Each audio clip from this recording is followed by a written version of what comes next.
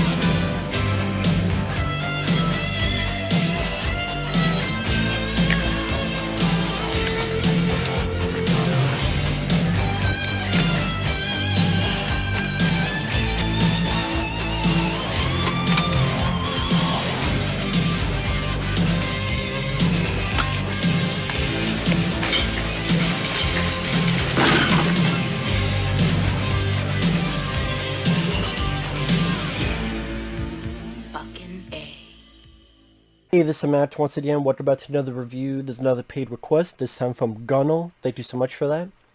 For those interested in requesting pretty much any type of videos, reviews, re-reviews, topics, reactions, commentaries, what have you, feel free to send it either directly to my PayPal or join my Patreon.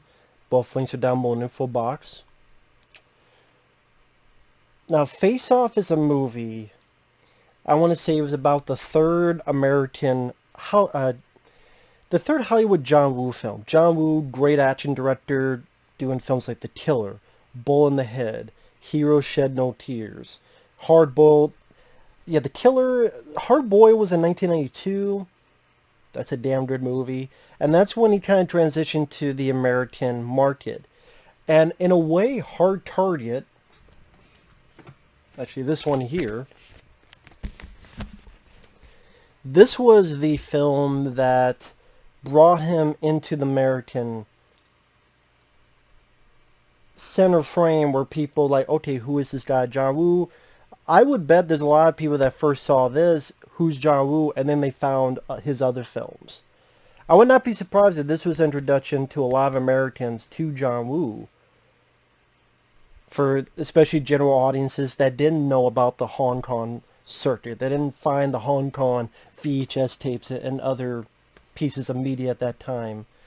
And this is my favorite John Woo film, especially the uncut version, the work print version, I should say. Now, weirdly enough, when this came out, it did okay at the box office, but people said that, especially if you watch the work print, it's John Woo's most Hong Kong American film. Meaning, of all of his American films, this is the one that felt like the most Hong Kong style. And so people thought, well, okay, he's doing his own style. John Woo wanted to do a film that was totally American style. That had, I guess what they would call, not too much of the John Woo flavor, which is Broken Arrow. Which to me, I'm like, well, yes and no. Broken Arrow is an awesome movie. It's my second favorite John Woo film.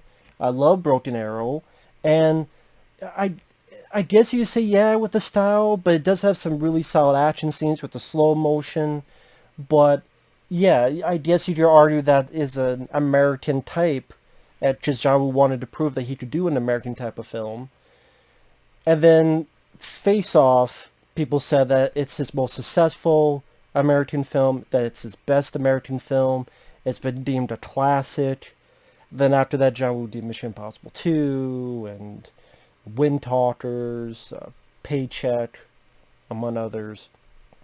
Then went back to Hong Kong to do films. And this was his most successful American movie. And to this day, people call it a classic. I've never been big on this film. I think it's okay, but just okay. I've always thought it was just an okay film. Like, alright. because I had seen Hard Target and Broken Arrow, and I love those two movies. I still love those two films. I sincerely love the simple storylines, sure, but the action and the spectacle, and that just grabbed me. And I thought the pacing in those films worked very well. This film, I don't think it needed to be 2 hours and 20 minutes. The idea of John Travolta versus Nicolas Cage, and that was like a big selling point, that was never an idea that appealed to me. It wasn't a huge appeal. Like Broken Arrow didn't really sell us. Maybe it's a little bit. I don't really see Broken Arrow as really selling itself as Christian Slater versus Broken Arrow. It's just, okay, here's the underlying theme of this bomb that needs to be found, or things that will go up shit creek, and John Travolta's crazy, and Christian Slater, I was going to say young Jack Nicholson, but sometimes he has that little Jack Nicholson twang to his voice, Christian Slater. I really like Christian Slater. I thought Slater did a lot better in Broken Arrow than Nick Cage, or like whoever you want in this movie. Some of the problems, not only the pacing, which I find to be way too long, but the acting I have issues with. Now, I don't hate the film because I think the action scenes are very solid. There's some really good stunt work. John Powell's score, especially at the end, going to the end credits, really nice music. But the attempts at humor, Nick Cage's performance, I've always had a big issue with Nick Cage's performance in this. And I like Nicolas Cage. I love Con Air. Hell, I liked Willy's Wonderland that came out this year. I liked The Rock. There are Mandy I like. There are Nick Cage's films I enjoy. This one, though, they unleashed Nicolas Cage, and he just got irritating. He got laughable. I thought he was a goof, both as a bad guy, even as a good guy. Certain things were like,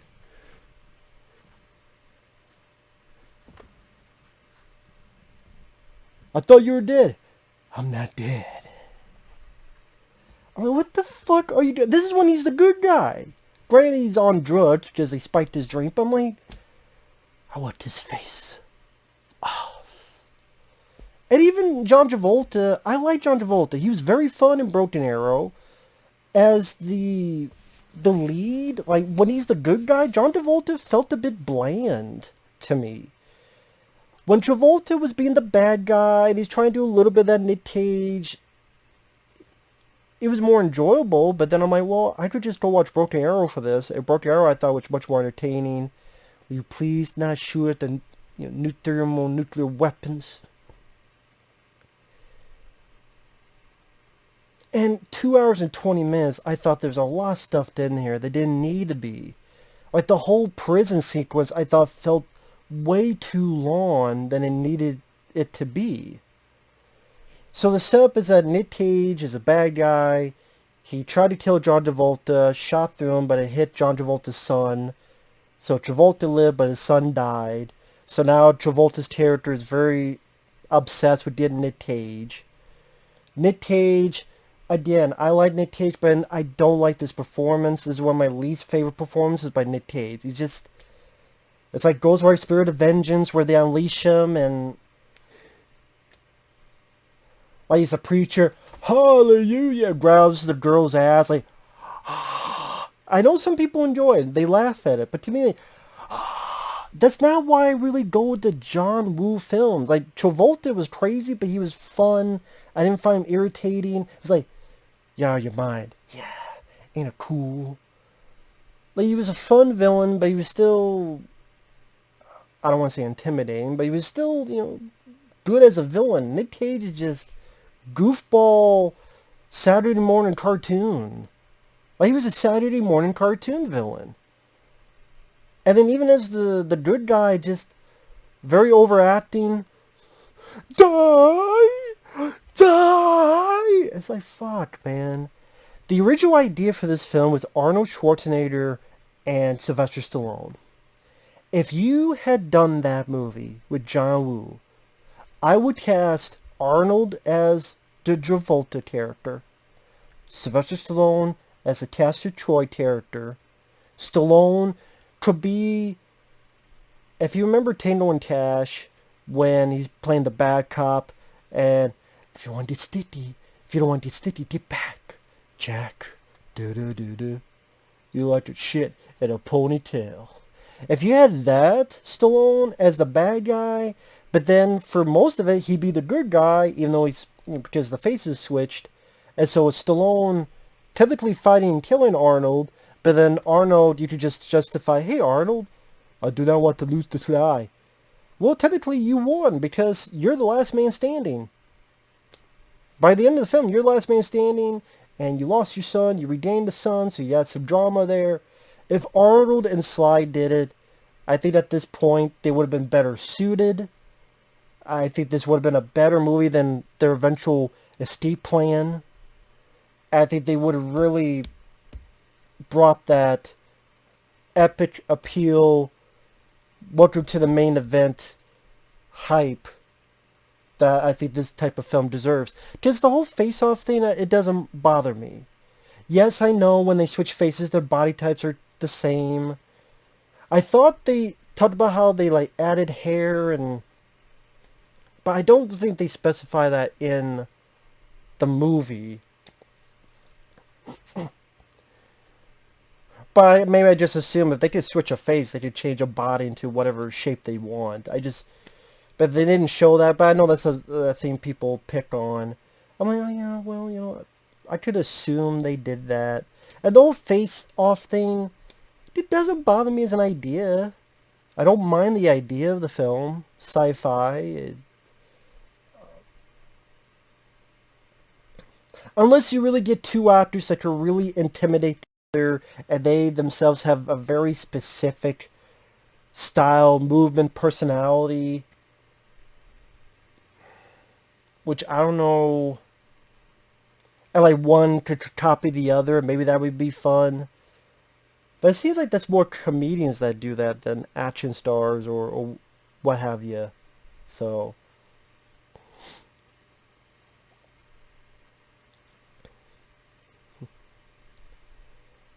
But if it's not, you know, the acting like the other person, then at least just the actors themselves that have a bigger event. I mean, Travolta versus Cage, just something about that falls flat for me.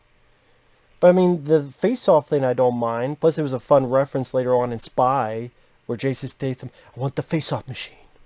Well, we have no face-off machine. It doesn't exist. Come on, I know you have a face-off machine. I mean, I like that more than this, honestly. But the action scenes are well done. When they go after Nick Cage, and Nick Cage has the two golden guns, and he's in a big airplane, and Travolta's in a helicopter and shoots out a piece of the airplane so it crashes, all done practically, all done for real, big budget. Cage going out two guns blazing and going the back and forth shooting at each other. Later on in the film, when they're both aiming a gun at each other, and it's the mirror, so because the mirror, when he's looking at the mirror, it looks... He's looking at his reflection, but it's like he's looking at the real person behind it. Like a whole mirror gag later on, where again they're looking at stuff in the mirror, but in a weird way they are looking at the other person. I thought that was a cool gag. The third act in the funeral, there's a shootout there, and then you have a boat chase, which was meant for Hard Target. Hard Target, instead of the horse riding scene, it was supposed to be a boat chase, but I think it wasn't really with the boat, it's with the what the hell you call it, the big fan behind on the boat. I forget the exact term of that because I've never ridden one, I've never been on one. But then Van Damme's like, nah, I want to do this horse riding sequence, which I think works better for this film. But I mean, the boat scene is well done. Really good action set pieces, like when it goes through a big explosion, the two are on top, it hits, real stuntmen flying through the air. Kudos to the stunt people. Like when Nick Cage, how do I put it? Nick Cage is the good guy, and he breaks out of prison, and he goes to, let me hold back a sec.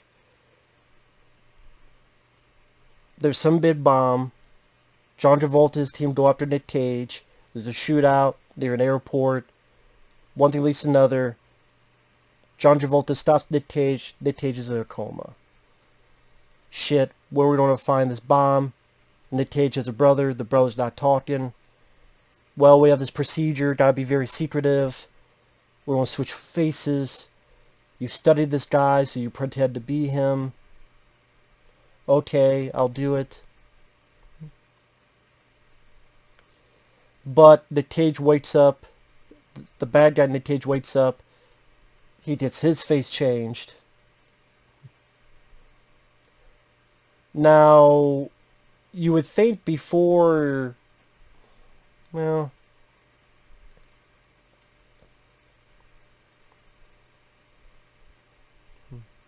I was going to say, you would think... As soon as he woke up, he would, call his buddies, hey, by the way, this crazy shit happened. You recognize my voice, right? Yeah, if you see someone that looks like me, shoot him.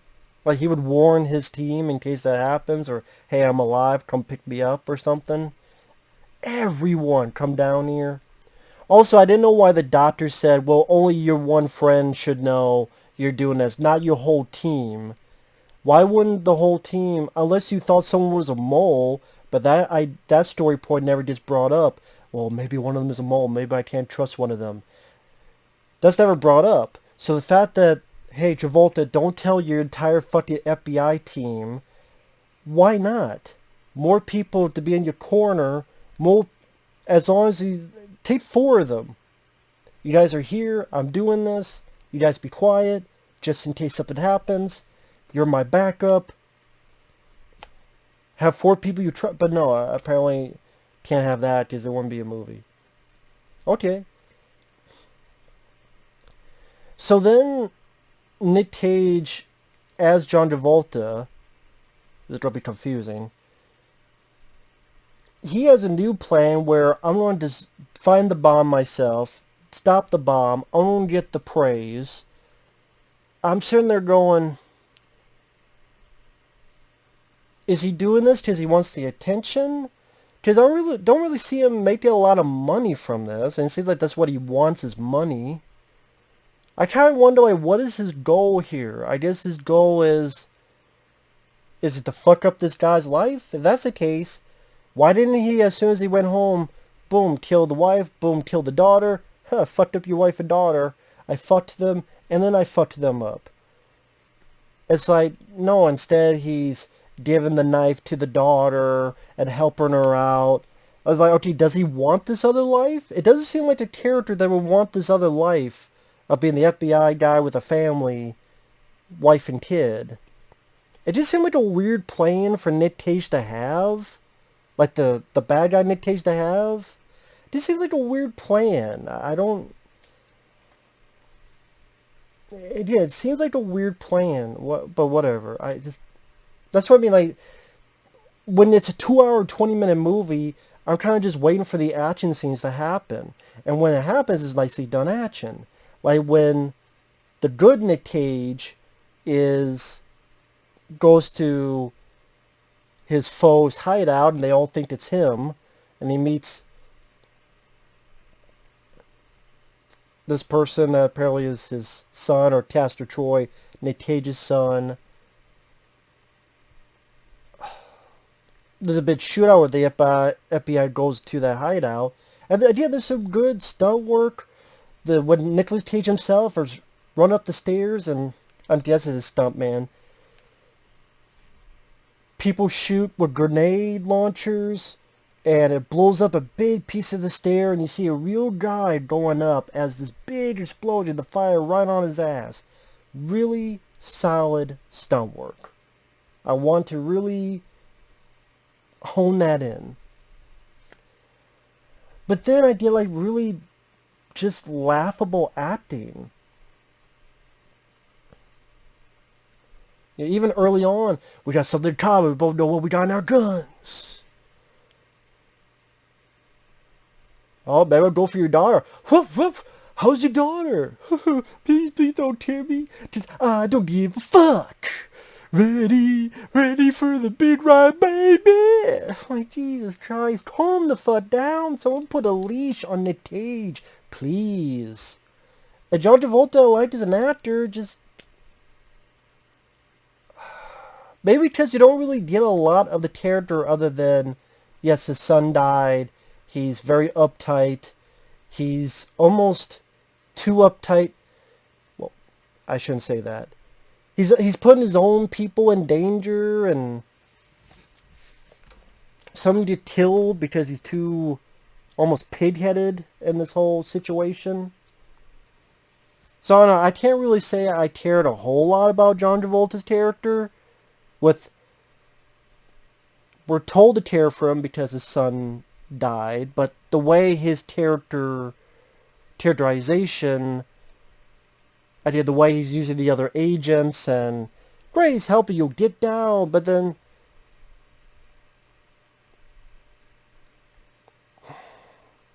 at times he's like being so gun-ho. Some of these people might be alive if you weren't so gun-ho. So I don't know. I know that's a weird thing to bring up. And that's when they do the face-off thing, and John Travolta, as Nick Cage, is going to go undercover in prison.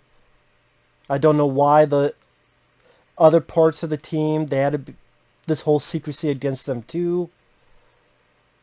And even in the prison was Travolta as Nick Cage.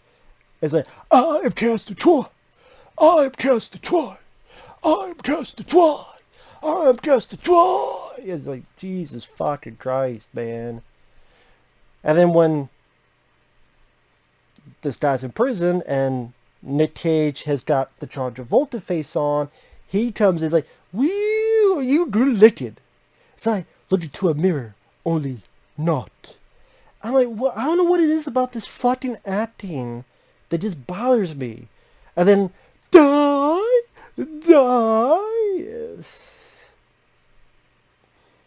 It just gets fucking... And also the fact that this film gets so much hype and praise when this gets a dump, and a huge dump upon itself. Broken Arrow gets dumped on, and like, no, I mean, if you love it, cool. I think it's okay for the action scenes, for the score, for the set pieces, the stunt work. Also some surprising cameos. Well, I don't know cameo, but like in the prison, before he breaks out, and John Travolta as Nick Cage is saying, "How do I get these boots off?" There's a guy with glasses, and maybe not curly hair, but it's with glasses. It's Thomas Jane. I'm like, holy shit, that's Thomas Jane. You know, Punisher 2004. Didn't know Thomas Jane is in this film. And he says something to the effect of, well, you know, you gotta do something bad and go in the chair, and then they'll take your boots off right before they fry your skull. That guy with the glasses, that's Thomas Jane. I'm like, oh shit. Wish he was in this film more. Or was one of the stars. And then the prison doc, like before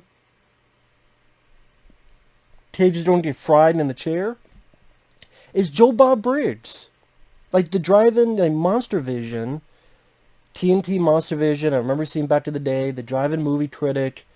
He now has a show that goes on Shudder from time to time. Joe Bob Briggs.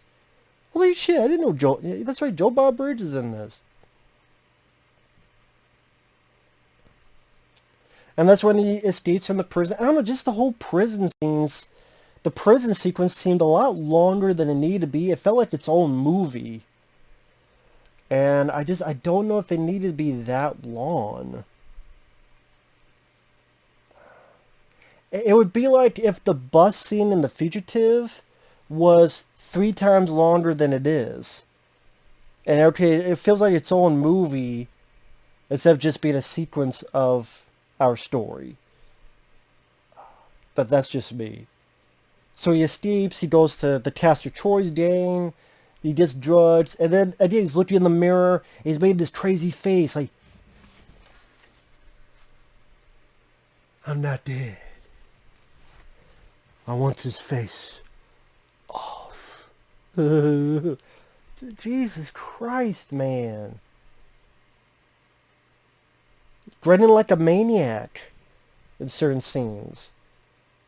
And again, Travolta at times when he's trying to act like Cage, and like when he's interacting like with the daughter, playing cool with the cigarette, gives her the knife. Again, part of me is like, what is Nick Cage as what is his goal? Is he, hey, I get to work with the FBI? Is there some final goal for this? To get a steady paycheck with the FBI? Is he going to use his FBI power to, like, what is he going to use that to do? Whatever.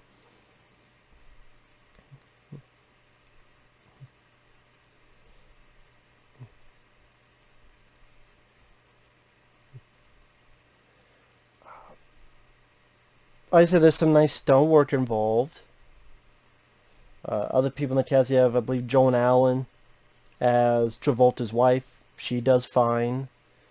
Gina Gershon as Castor Troy's like girlfriend who has a son, and is Castor Troy's son. I like Gina Gershon. I do wonder if a film like Showgirls kind of fucked up her career a bit, but it was nice to see her in films like this. She did fine as well. I mean, the supporting actors, I didn't mind. The two leads, I think Travolta did a little bit better than Cage, but I didn't. The dialogue, the performances, the pacing, I think there's a bit that could be cut out. I don't think this needs to be 2 hours and 20 minutes. I really don't. It really is one of those movies that, if I ever watch it, I'm waiting for the action sequences. Oh, cool action scene, and then I'm back to the story. And I was like, man, I wish. Sometimes when you have the right actors, or you have actors you really like, their persona and their presence, it can overcome a spotty script or spotty dialogue. And if you had Arnold, and if you had Stallone, and the roles I mentioned earlier, I think, for me, I can only speak for myself, it would fix a lot of issues.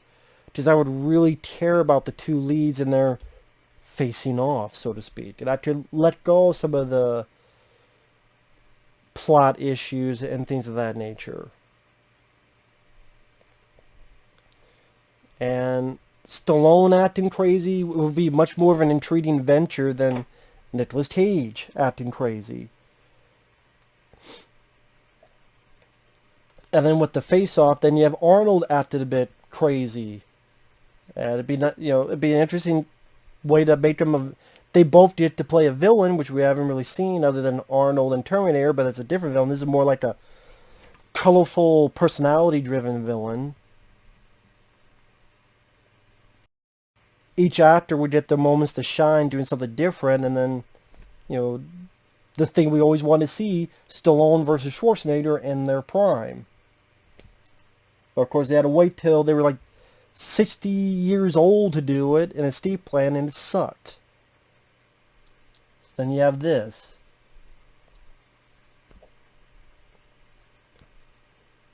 Nicolas Cage is one of those actors that can work well, but you gotta know how to use them. You gotta know how to use them. When you take the leash off, you let them go buck wild, it could end quite a few times in disaster. It really can. It's like a fishing line. You gotta reel them in from time to time. And then Travolta, as the lead good guy, let's say, he's a little bit bland. As the bad guy, I did, like, say, yeah, a little bit more fun, but I would just rather watch Broken Arrow. Like, Broken Arrow felt like, I don't remember the exact running time, but it felt like a faster paced movie. It felt like a movie that had a better flow to it. And I think that's another thing. Like, this movie didn't really have a flow for me. Because, okay, here's the action scene. Then we're stopping with the face-up. Then we have this big prison bit. Which feels like a different, like a whole movie unto itself. And then, the story goes on from there. I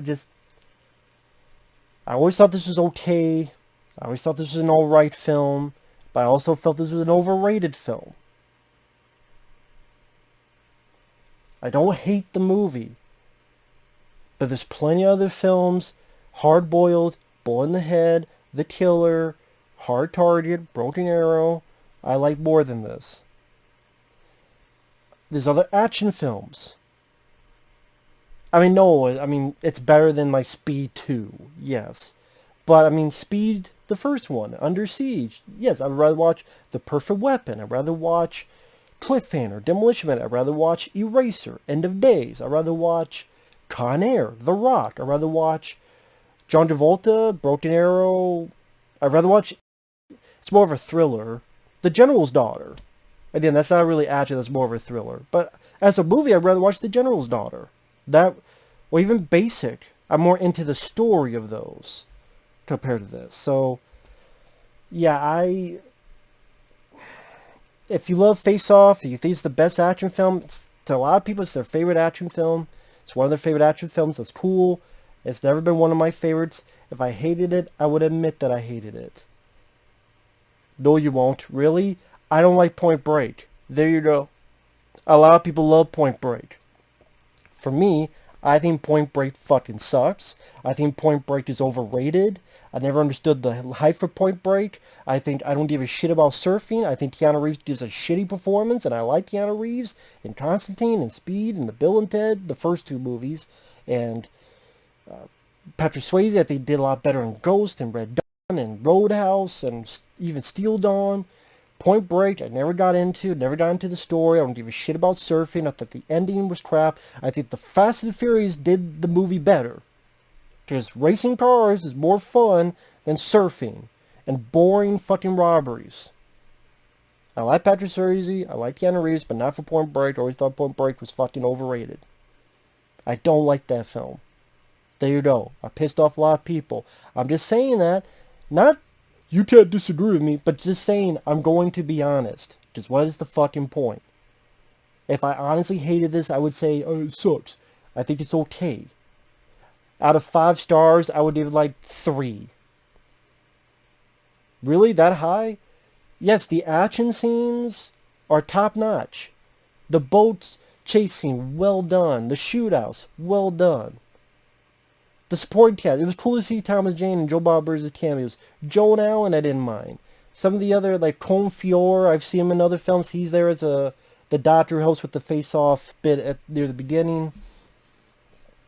Like I said, Travolta as the bad guy, he does a little bit better, like decent in that bit of the movie.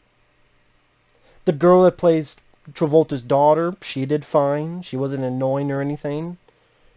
I forget the actress's name. I recognize her though. I just forgot her name. But yeah, like I said, the score by John Powell, very good, especially at the end. I think very effective. But it's not the John Woo film I rewatch a lot. It really isn't. I much prefer this film, Broken Arrow, Hard Boiled, Bullet in the Head, The Killer, and more. That's just my preference. So with that said, thanks for watching. We'll see you guys later. Bye-bye.